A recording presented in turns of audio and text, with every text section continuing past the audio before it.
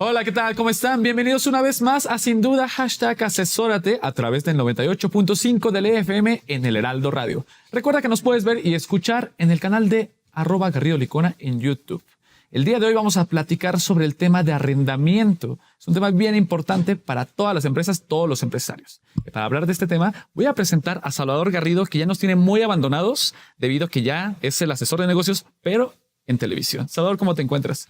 Hola, ¿qué tal? Muy buenas noches, Dani. Hola, buenas noches también a todos nuestros radioescuchas. Muy contento de estar aquí nuevamente en Sin Duda #asesórate. Desde luego estamos en Entre Empresarios por Heraldo Televisión en el canal 8, pero hoy aquí en el 98.5 FM en Heraldo Radio para platicar este tema que es de gran utilidad para los empresarios, el concepto de arrendamiento. Exactamente. Y con la finalidad, si me lo permites, Daniel, de platicar sobre este punto, nos permitimos invitar a grandes personalidades y sobre todo gente que es experta en esta materia, Dani. Exactamente. Y me voy a presentar. Del lado izquierdo se encuentra Arturo Ruiz Maciel, socio de Legal Corporativo en Garrido Licona. ¿Cómo te encuentras, Arturo? Muy Gracias bien, por Daniel. acompañarnos. Muchas gracias por la invitación. Del lado izquierdo se encuentra José Luis Mejía, Hola, ¿qué tal? miembro Buenas del noches. Consejo de Garrido Licona. ¿Cómo te encuentras, José Luis? Muchas gracias por acompañarnos. No, gracias a ustedes por la Experto en invitación. fiscal. Y del lado izquierdo se encuentra Ricardo Lechuga, socio director del área de asesoría financiera en Garrido Licona. Gracias por acompañarnos, Ricardo. No, Dani, me queda un gusto. Buenas noches. Vamos a platicar sobre arrendamiento, Salvador. Sí, y sobre todo, te puedo decir que en la práctica, en el mundo de los negocios, existe una gran confusión en este concepto, porque básicamente el arrendamiento tiene dos connotaciones desde una perspectiva de negocios. El típico arrendamiento, que es el arrendamiento puro, también conocido como arrendamiento operativo o arrendamiento no capitalizable, y el otro arrendamiento que también forma parte de este concepto, que es el arrendamiento financiero o capitalizable. Y me parece que esto es importante que se conozca y que determinemos principalmente cuáles son las diferencias.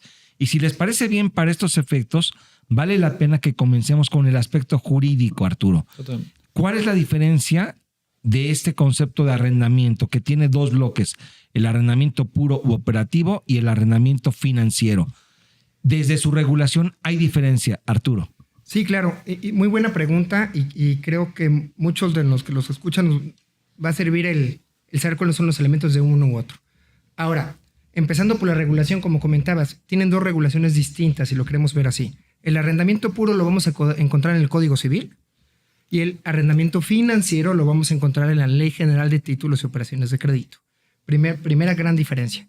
Segunda, es el pago de la renta o el pago de la mensualidad correspondiente. En el arrendamiento financiero, el propietario, entiéndase el arrendador, va a ir a comprar o adquirir una determinada mercancía o bien, pero esta la va a escoger y determinar el arrendatario.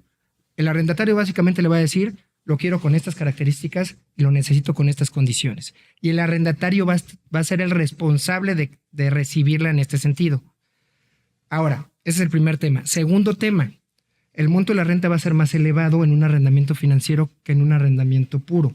¿Por qué? Porque el arrendamiento financiero engloba el costo de la mercancía o el bien correspondiente, los accesorios como serían los intereses y cualquier otro gasto relacionado al mismo. Y tercero, técnicamente la principal diferencia es que al momento de la conclusión del arrendamiento financiero, el arrendatario va a tener tres opciones o tres posibilidades. La primera es pagar un valor residual, en otras palabras, pagar un precio a efectos de quedarse con ese bien. Ese precio debe ser determinado desde que firma el contrato, ya va a ser conocido. O segunda opción, extender el arrendamiento por 12 meses, 18 meses, 24 meses o lo que se acuerde, a un precio de renta inferior al que se venía pagando. O último, participar con el propietario en la venta de ese bien a un tercero, a un valor que también puede ser determinado desde el mismo contrato. Si tenemos alguna de estas tres condiciones, no estamos frente a un arrendamiento puro, sino ante un arrendamiento financiero. Ok. Ahora, tú ya definiste bajo este concepto el arrendamiento financiero, que insistimos en que es una figura regulada en lo que es la Ley General de Títulos y Operaciones de Crédito. Ahora, el arrendamiento puro u operativo no está regulado en esta ley, sino en la Ley o en el Código Civil. Correcto. Desde mi punto de vista, José Luis y Arturo, me parece que hay una situación de falta de actualización de las leyes en este caso, porque me parece que el arrendamiento puro y operativo se quedó ya muy atrás. Falta regulación, porque el Código Civil regula materia civil, no mercantil. Y yo hoy, desde una perspectiva ya empresarial, me parece que el ámbito del arrendamiento puro operativo no solamente se puede ver desde la perspectiva civil, sino también ya desde una perspectiva comercial o de negocio. José Luis. Sí, mira, ahí la verdad es que la legislación se ha quedado obsoleta porque desde a inicios de los 2000 el arrendamiento tuvo un auge y finalmente el arrendamiento estaba pensado mucho para el tema de vivienda, de inmuebles, etcétera, pero ya se volvió en un concepto empresarial que es muy importante. Porque muchas empresas hoy en día lo que buscan es no tener la propiedad, sino tener la tenencia o el uso de esos bienes. Y ya muchas veces en las negociaciones ya es muy parecido cómo se hace una negociación de un arrendamiento puro con un arrendamiento financiero. Entonces parecería que operativamente son igual, con estas, digamos, diferencias que platica Arturo, pues la verdad es que la legislación se quedó atrás. Lo que hoy en día que vemos entre una arrendadora, que es una empresa, y el empresario, su propia empresa, la verdad es que digamos lo que los términos y condiciones que se pactan ahí son muy similares entre ambos, digamos, conceptos. Y ahí cuando en la práctica vemos que muchos dicen, oye, estoy ante un arrendamiento financiero o un arrendamiento operativo. Y surgen mucho esas dudas. ¿Qué es? ¿Qué tratamiento le va a dar legal? ¿Qué tratamiento le va a dar fiscal? ¿Qué tratamiento le va a dar financiero? ¿Y qué tratamiento le va a dar desde un punto de vista de negocios? Entonces sí vale la pena. Y ahí creo que sí sería importante que se actualizara la legislación para, sobre todo, darle mucho más, digamos, legislación al tema del arrendamiento operativo, ¿no? Sí, este tema es complejo y a mí me ha tocado precisamente asesorar a diversas empresas en torno al entendimiento de esta figura y no es fácil, no es entendible. ¿Les parece bien si partimos? Ya marcaste tú algunas diferencias del arrendamiento financiero y del arrendamiento puro, pero vámonos un poquito más atrás.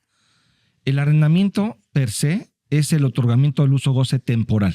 Correcto. Hablando del arrendamiento puro y operativo. Es más, hablando de los dos es otorgamiento del uso goce temporal. ¿Ok? Es yo te doy un bien para que tú lo uses y lo goces durante un tiempo determinado. ¿Ok? A cambio de eso hay el pago de un monto que se pacta por un periodo determinado y en un plazo que puede ser mensual, puede ser bimestral, trimestral, según las partes lo convengan. Ese sería el arrendamiento puro u operativo, ¿ok? El arrendamiento financiero, en este caso en particular, tiene la connotación de que es algo semejante, pero está regulado. La primera diferencia es que está regulado, como bien apuntas, en lo que es la Ley General de Títulos y Operaciones de Crédito, pero tiene también una connotación especial, que son, uno, en el contrato se tiene que establecer el valor del bien objeto del arrendamiento, el valor de la adquisición de ese bien. Dos, de acuerdo con lo que comentas, se tiene que establecer la tasa de interés.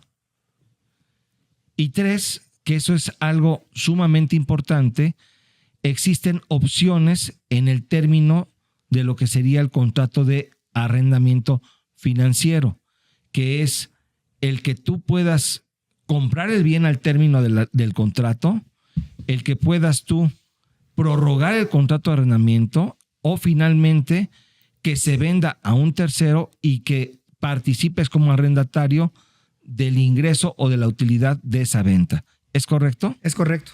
Tal cual como lo mencionas. Esas son técnicamente las principales diferencias y cómo podemos frente a frente poder distinguir si estoy revisando un contrato, si me están presentando un contrato, poder distinguir cuál sería el tratamiento legal de un lado o del otro en este caso. Legalmente. Legalmente. Porque ahorita también debemos destacar que esto es para efectos legales. El contrato de arrendamiento sencillamente utilizas el bien y tú pagas o haces pagos mensuales y tarde o temprano tienes que regresar el bien, salvo que las partes decidan prorrogar el contrato, José Luis. Así es, o sea, básicamente ese es desde el punto de vista legal.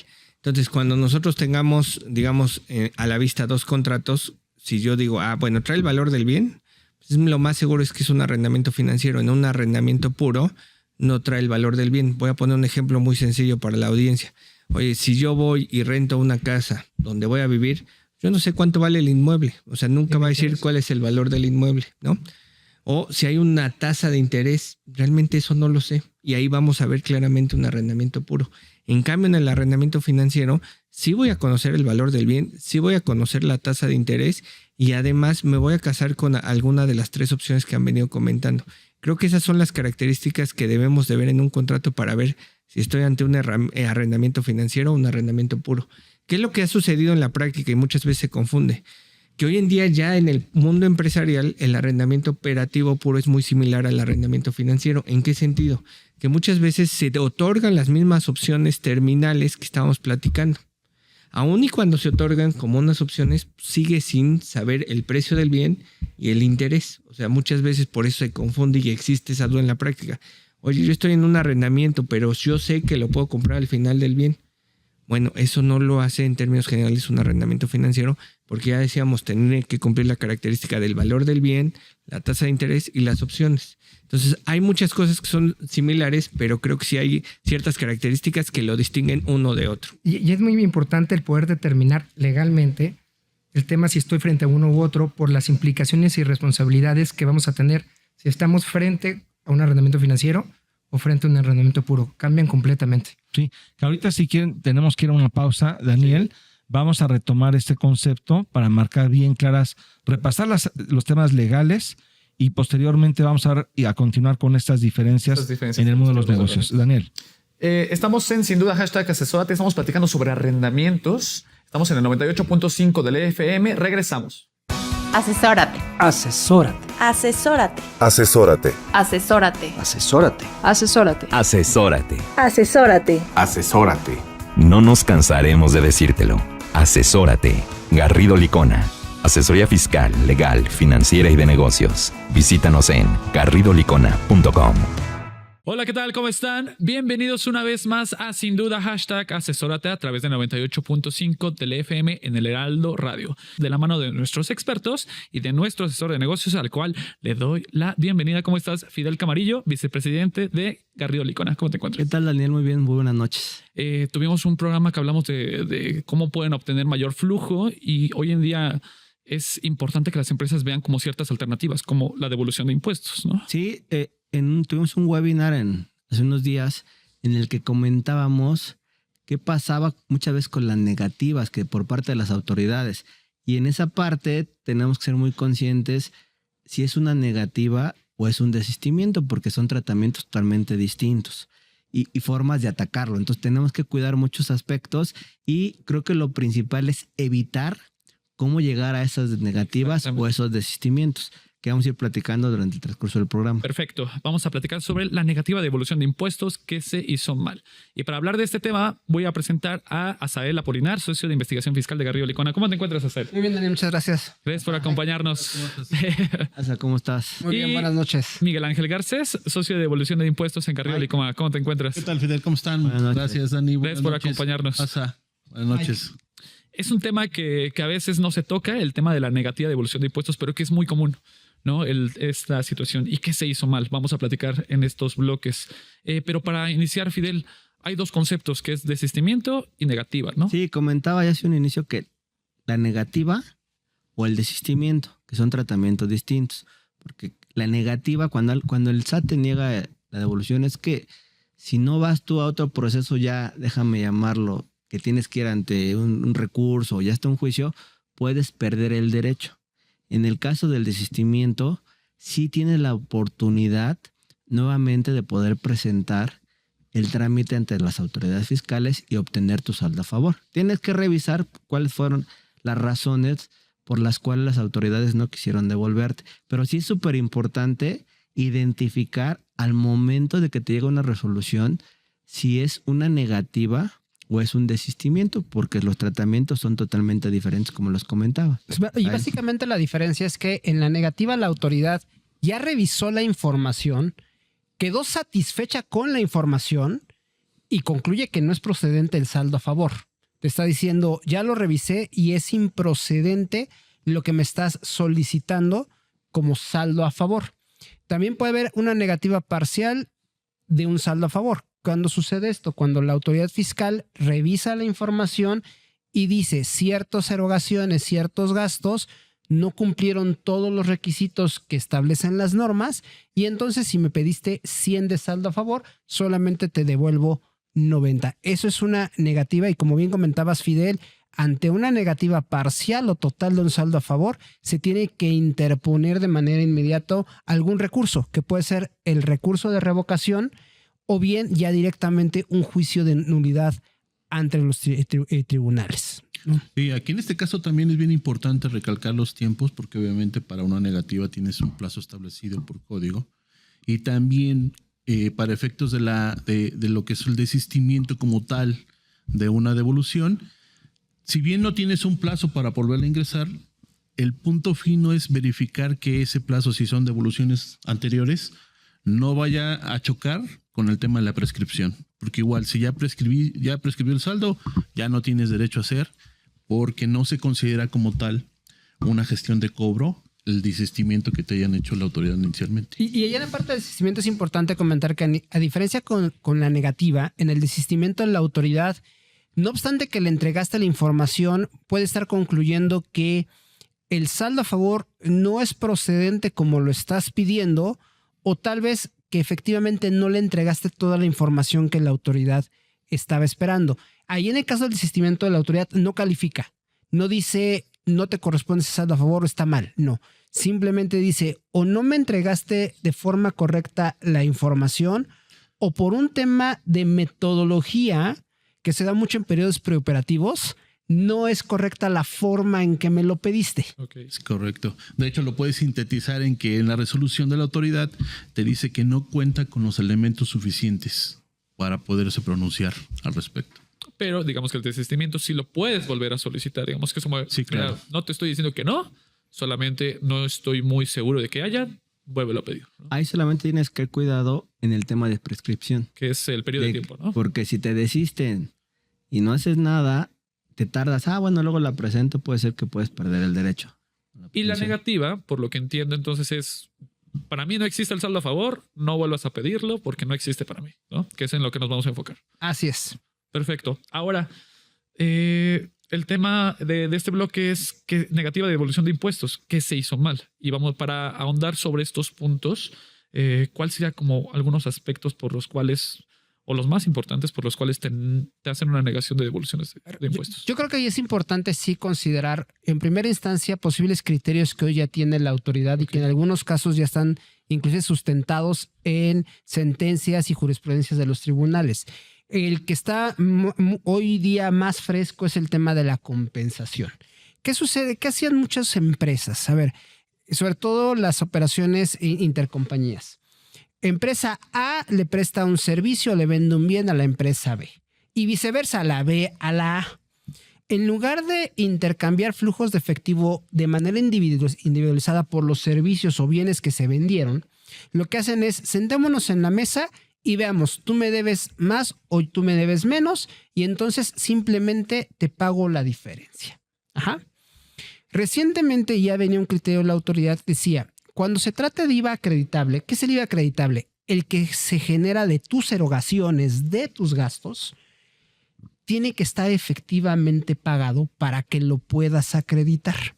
Ajá. Y voy a poner un caso de laboratorio en donde la empresa A le debe 100 pesos a la empresa B más IVA, Okay. y viceversa. La B le debe a la A los mismos 100 pesos. Pues ambas operaciones tienen 16 pesos de IVA. Se compensaron entre ellas. ¿Qué sucedía en el pasado? Bueno, la empresa A cuando terminaba su IVA tenía un IVA por pagar de 16 y un IVA por acreditar de 16. Importa entrar a la autoridad, 0. Y lo mismo pasaba con la empresa B.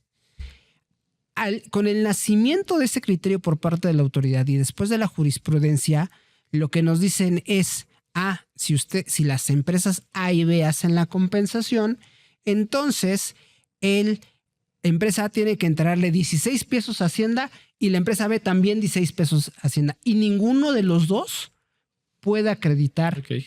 el IVA. Es algo que ¿todavía se tendría que volver a analizar por parte de los tribunales? La respuesta es sí, porque en la sentencia que emitió la Suprema Corte evaluaron un tema de que si la ley estaba bien redactada o no. Según ellos estaba bien redactada y era claro que no puedes hacer para acreditar un IVA una compensación. Pero todavía hay temas que se tienen que evaluar. La respuesta es sí. Pero la realidad es que esto ha llevado a que muchas de las empresas que venían haciendo esto y lo hicieron en el pasado y dejaron pasar meses o años para ir por un saldo a favor, hoy la autoridad lo está viendo con esos ojos y es una de las principales causas de negación de saldo a favor. Sí, yo creo que son de los temas que hay que vigilar hoy en día, el tema de la compensación, porque se da mucho déjame llamarlo en grupos multinacionales, entre intercompañías, o luego tienen el famoso cash, la tesorería centralizada, que ahí de repente, el famoso cash pooling, que de repente se complica identificar cuando se cobró ese pago, porque al final son compensaciones. Sí. Entonces, muchas veces lo que han venido haciendo ahora las empresas es decir, bueno, vamos a darle flujo al IVA, vamos a compensar, déjame decirlo de alguna manera, el principal, y vamos a dar, o la contraprestación, y el IVA le damos el flujo.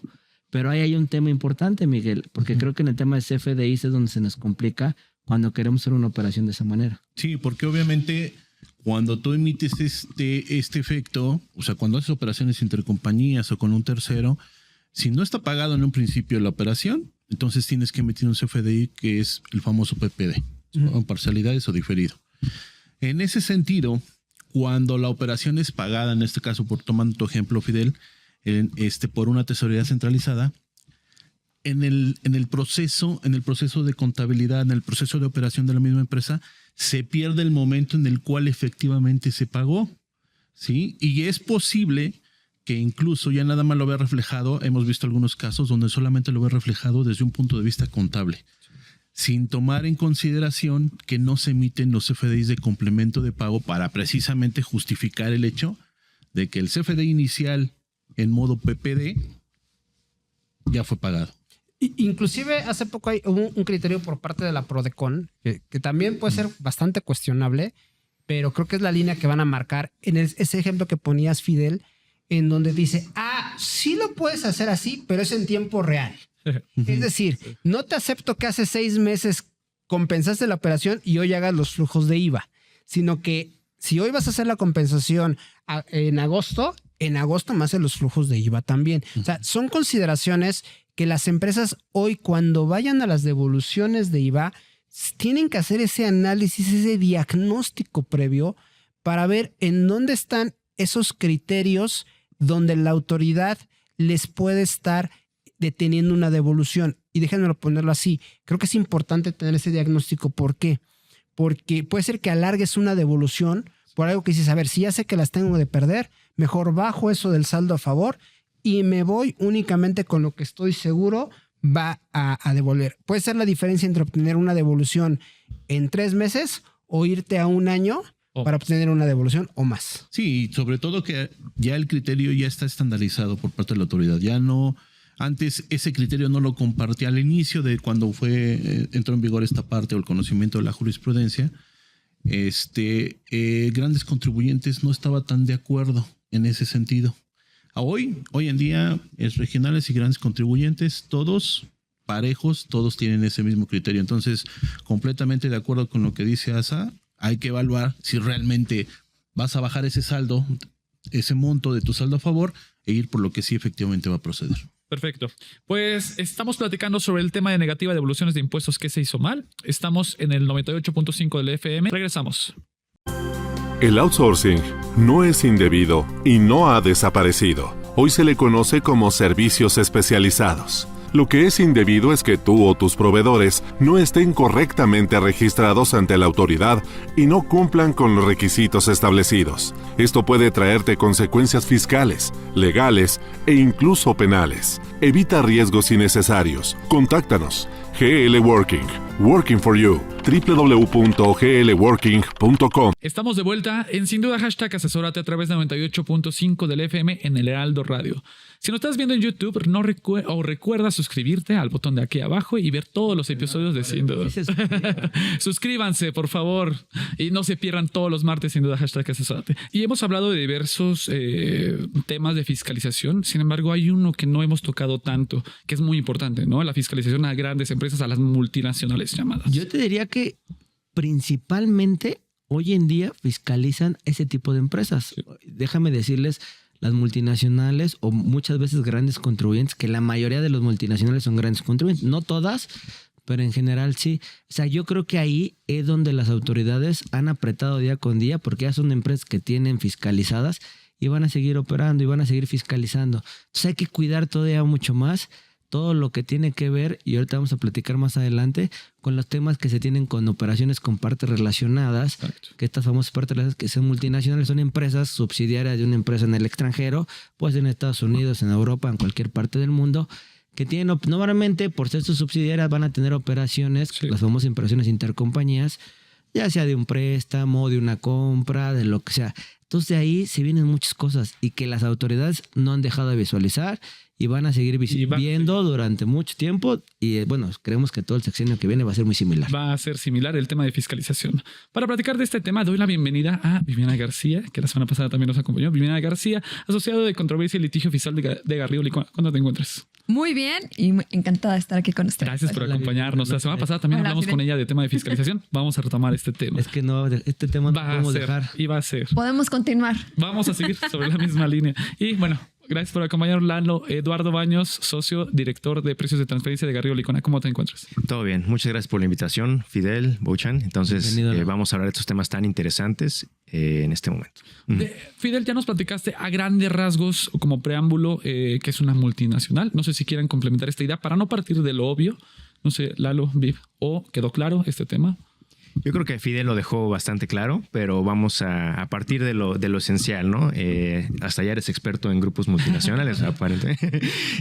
Pues sí, un grupo multinacional pues es un grupo que tiene presencia en 2 o más países, ¿no? Entonces, cuando hablamos de empresas multinacionales, son empresas mexicanas establecidas en México, que son subsidiarias de alguna empresa en el extranjero, cualquier país, ¿no? Okay. Y entonces, pues esto los vuelve, como bien decimos por las definiciones, partes relacionadas, que son empresas que pertenecen a un mismo grupo, ¿no? Esto se vuelve sumamente relevante porque todas las transacciones que se lleven entre ellos se tienen que hacer a valor de mercado y tienen que cumplir muchas disposiciones fiscales. Perfecto. Ahora, para entrar, si quieres. Perdóname, Daniel, algo para aderezar el tema, a ver qué pasa con los grupos multinacionales. Regularmente estos son característicos porque son, llamémoslo de una manera, autosuficientes.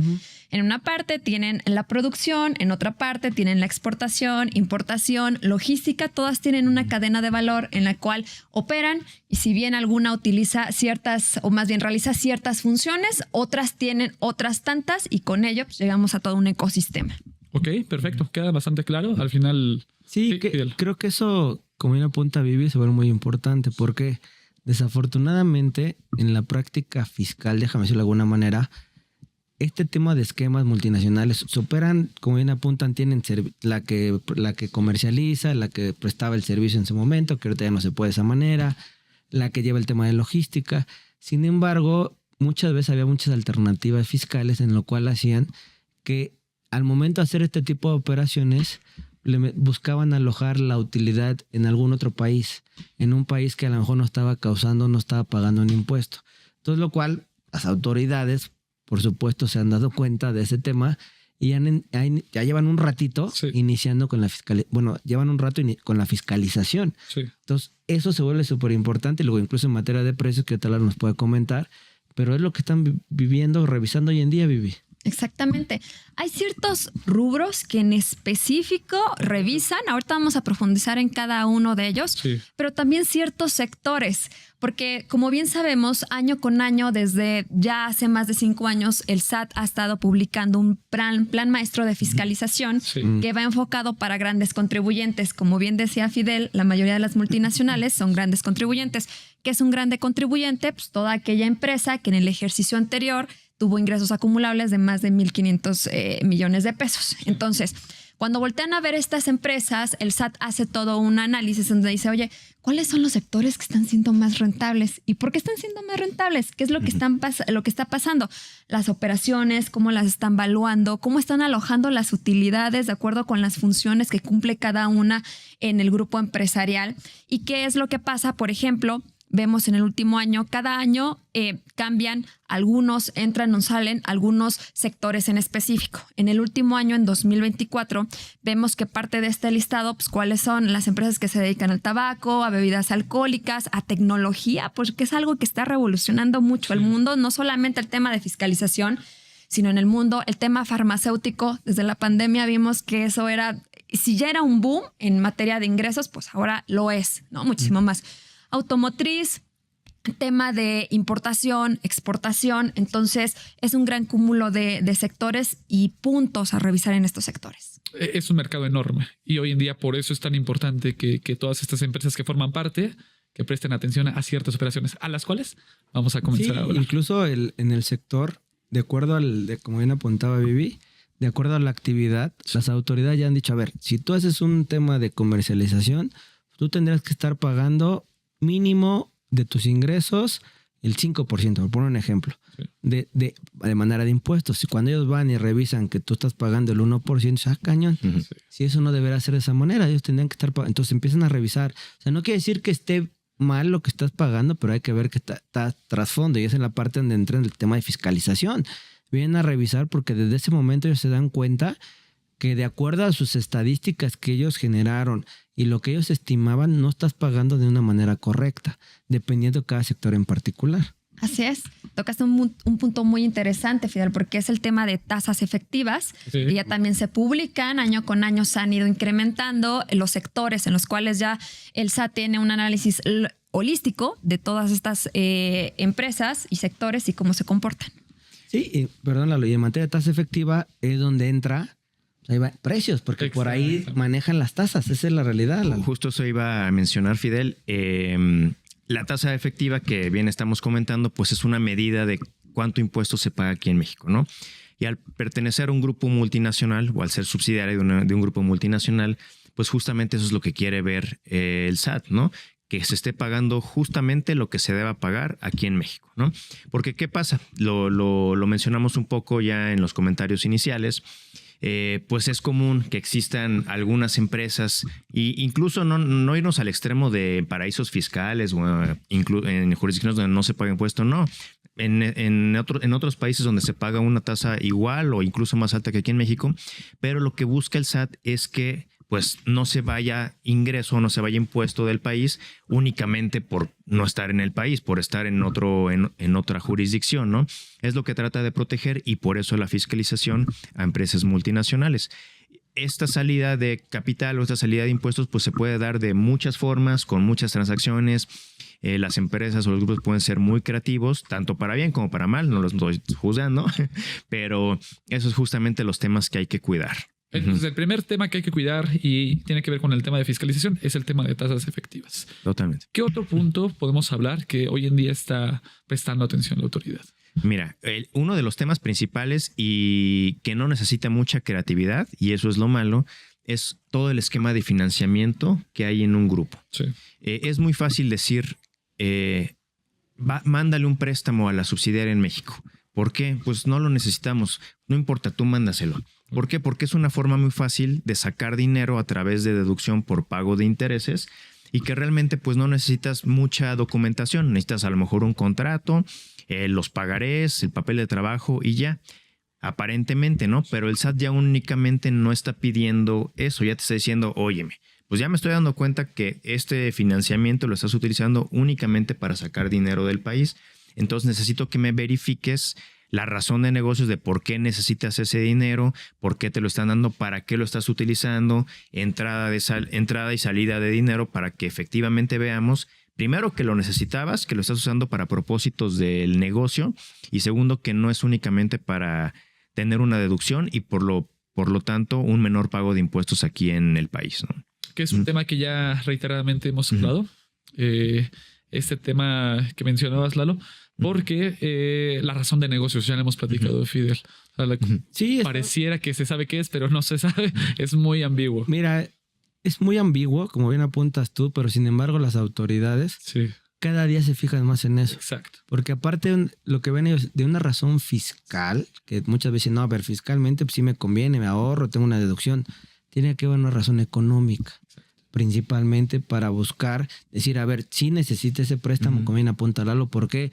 Porque a lo mejor yo me estoy financiando una tasa muy alta y tú subsidias a poner una tasa a lo mejor a valor de mercado que me puede ser más razonable, me ayuda para pagar, tener menos deuda, tener un costo financiero menor y tener mucha más utilidad. O sea, eso es una razón y es una razón económica porque tú estás teniendo un beneficio en tasas. Entonces creo que ahí no debe haber ningún problema. Pero en la práctica nos enfrentamos a muchas cosas, Vivi. De hecho, lo hemos visto muchas veces que cuando tú dices, oye, a ver, ¿cuál es la razón por la cual obtuviste el préstamo? Como bien decía Eduardo, dicen, oye, pues no sé, e incluso, ¿cuál es tu documentación comprobatoria? ¿Cómo lo soportas? Para efectos de materialidad, porque incluso, o sea, sí sucedió el préstamo, pero ¿cómo es que lo estás soportando? ¿Tienes el contrato? No tengo el contrato. Oye, a ver, ¿qué tasa de interés utilizaste? Pues tengo un papel de trabajo por ahí que iba, creo que iba sobre saldos insolutos, pero cuando tú entras a ver o incluso a ver, la autoridad se ha dado cuenta que cuando pide estas tablas y va a ver, por ejemplo, cómo es que determinaste los intereses, no les checa la tasa de interés contra lo que tú estás pagando de interés. Y luego dicen, oye, ¿a quién le pagaste el interés? No, pues a mi parte relacionada. ¿Dónde? En el extranjero. ¡Ah, qué interesante! A ver, platícame más, ¿no? ¿Qué pasa con la tasa de interés?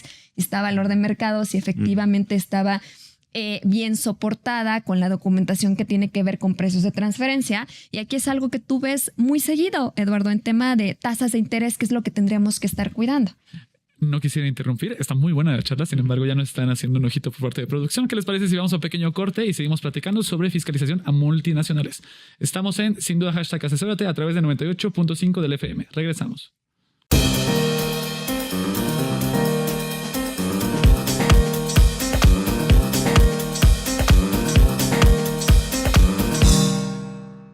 Salvador Garrido Márquez. ¿Qué pasó, mi estimado? Let's agree to disagree. Let's agree to disagree, pero vamos a acordar en que este lunes a las 4 tenemos una cita Entre Empresarios. Excelente, así que no se lo pierdan, queridos y queridas. Los esperamos aquí en el Heraldo Televisión. Asesórate. Asesórate. Asesórate. Asesórate. Asesórate. Asesórate. Asesórate. Asesórate. Asesórate. Asesórate. No nos cansaremos de decírtelo. Asesórate. Garrido Licona. Asesoría fiscal, legal, financiera y de negocios. Visítanos en garridolicona.com. Para hacer negocio hay que generar confianza. En GL Auditoría analizamos y nos aseguramos que la información financiera de tu empresa genere confianza y tranquilidad para tus clientes, socios, autoridades e instituciones financieras, entre otros. GL Auditoría. Preservamos tu patrimonio.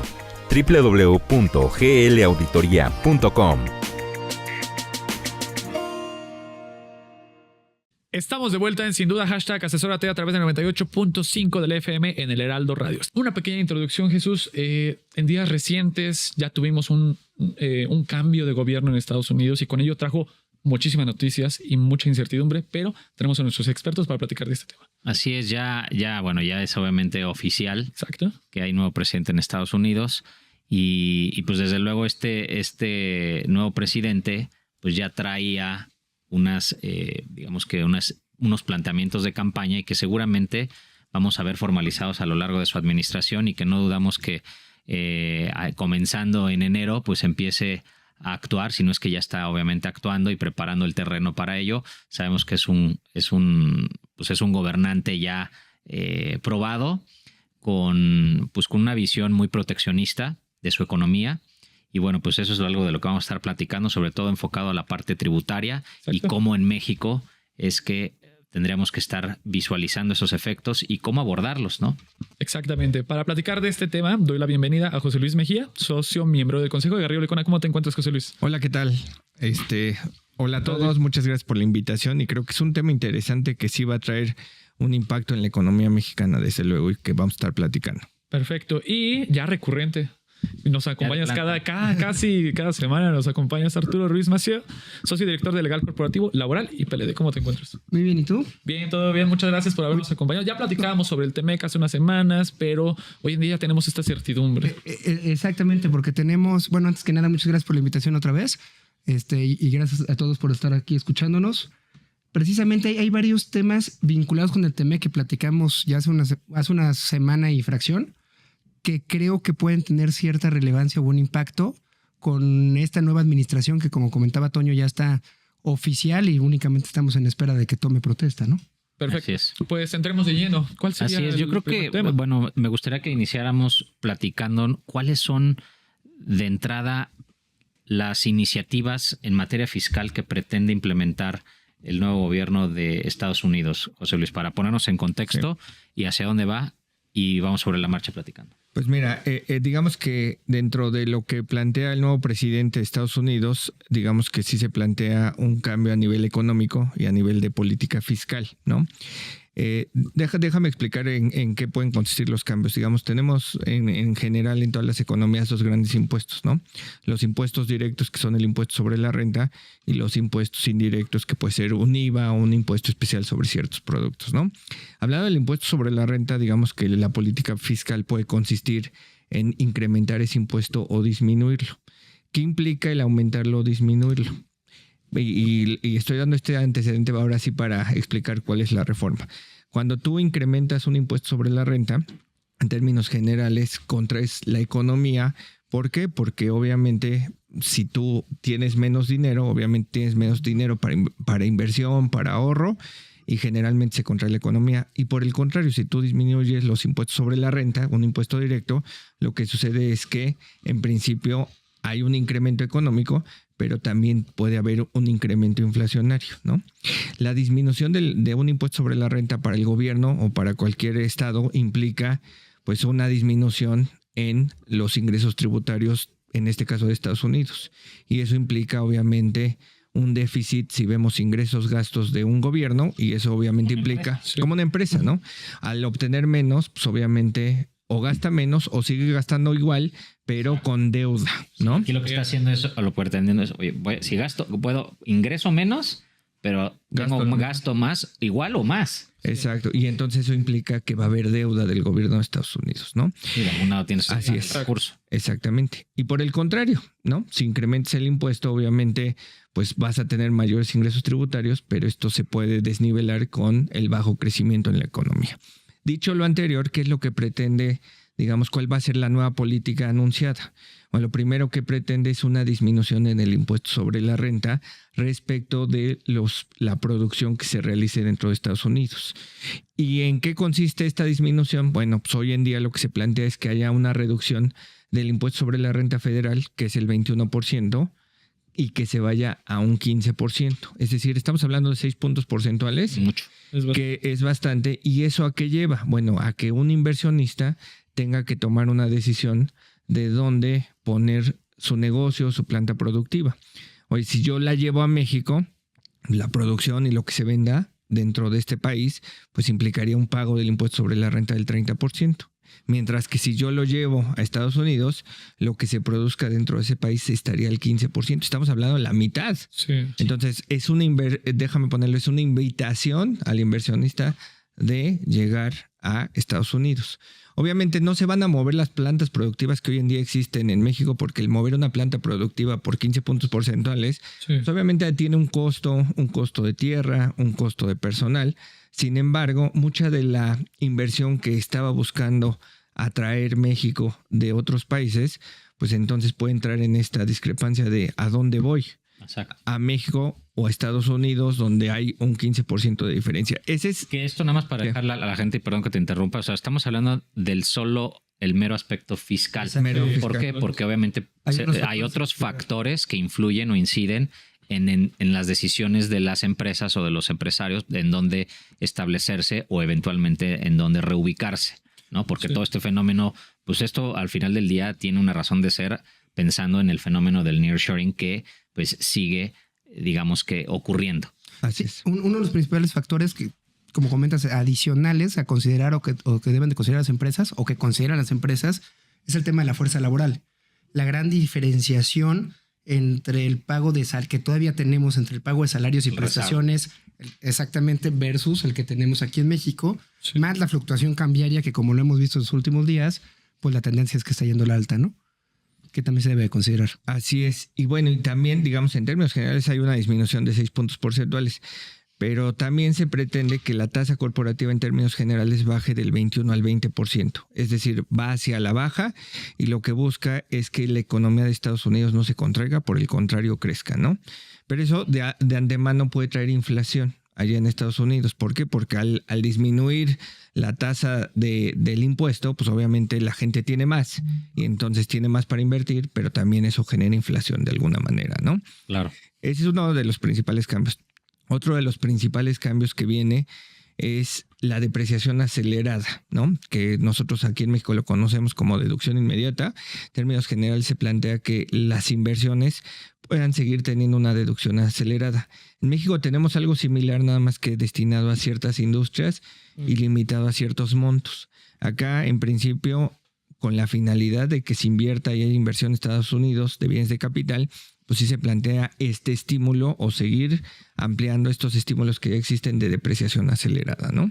¿Sería para todos, es decir? O sea, este está para cualquier empresa que quiera. Hoy en día, como está planteado, parecería que es para todos. Habría que esperar las reglas en qué términos salen, pero en términos generales, sería para todos. Inversión, Okay. que obviamente pues lo que tiene, yo creo que va aparejado de, te bajo la tasa a quienes vengan y manufacturen en el país, ¿no? Nuevas inversiones. Y si además vienes e inviertes con activos, todos tus activos, pues obviamente los activos los vas a deducir. Pero ahí es una especie de doble efecto, por así decirlo, porque le estás pegando a la tasa, ¿no? Y a la vez también le estás pegando a las deducciones. Es decir, no obstante que pudieras tener una base fiscal sobre la cual le vas a aplicar una tasa reducida del 15%, pues todavía esa base la puedes pegarle o reducir, disminuirla muchísimo más con este tipo de deducciones, ¿no? En los primeros ejercicios pues va a representar un hueco fiscal, un déficit fiscal interesante, ¿no? Que eso, pues como bien decía, se traduce en deuda. Sí. Habrá que ver o esperar cómo eso se va madurando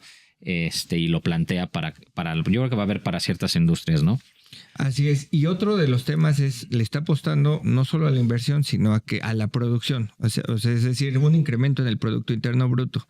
Y para eso obviamente se necesita fuerza laboral, como tú lo explicabas. Entonces dice, oye, la fuerza laboral, pues no es que crezca el número de personas en Estados Unidos, pero lo que sí está pretendiendo es que crezca el número de horas de trabajo.